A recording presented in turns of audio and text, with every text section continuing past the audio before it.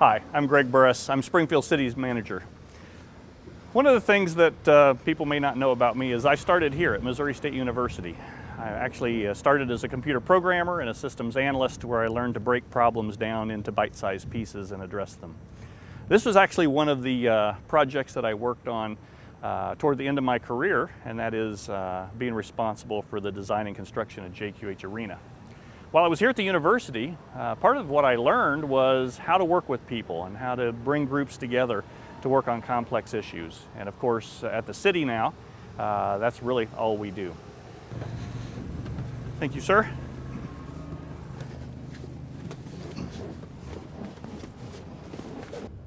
Well, here, as you come up to this light, go ahead and hit the button and that'll change the light to green. Not a lot of people know I have that. I really didn't expect to be Springfield City Manager. Wasn't on my career path, and when the vacancy came open, there were a number of community leaders that came to me and said, you really ought to throw your hat in the ring. I did that, and I was fortunate enough to be selected. It was a highly controversial selection because I had never been a city manager. The other two finalists were longtime city managers. But I think what it spoke to was City Council was looking maybe for some fresh ideas and a fresh direction for the city, and hopefully I've been able to provide that. It's a very rewarding position because it's a type of position where you're involved in everything. No 2 days are even close to being the same, and it really doesn't matter what you have on your to-do list. What you think you're going to do today is not what you're going to do today, because you have to respond to a number of issues, kind of like that pothole right there. And you have to drive around those potholes, and we do, but I'm very, very proud of the team that we've assembled. Our goal has been to create the best leadership team in the country for any city. And I think we've accomplished that, because I would put our leadership team up against any other communities. When I got to the city, we had a number of challenges. We had just been through a state audit. We were facing a $200 million underfunded police fire pension fund. City staff morale was pretty low. We were getting beat up in the news media almost every day.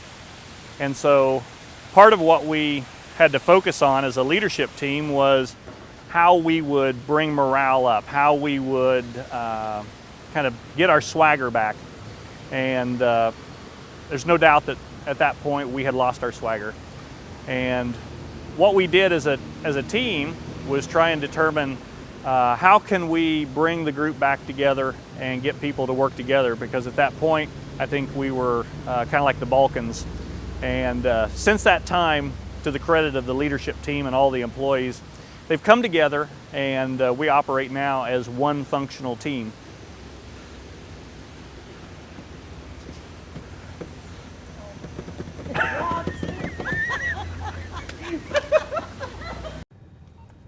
So what is the stereotype of a government worker, and what does that mean to people? And I think for most people, the mental image that comes to mind is either waiting in line at the DMV or 3 workers leaning against a shovel and watching one person work.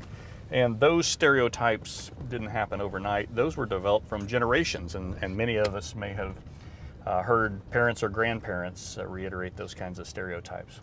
So what we're doing here is we're trying to break that stereotype and break that cycle. And I work with every group of new employees, we work with every department, and we're trying to offer the best customer service of any organization in our community. And people don't expect it from the government. In fact, the expectation is very low. The definition of exceptional customer service is exceeding expectations. And if the expectations from your customers are pretty low, you can use that to your advantage by saying, well, okay, let's exceed those expectations. So every department of the city is working right now to exceed our customers' expectations and deliver the best customer service, because there's a linkage between customer service and trust. And trust is the game changer for us. With our citizens' trust, there's nothing we can't do in our community together.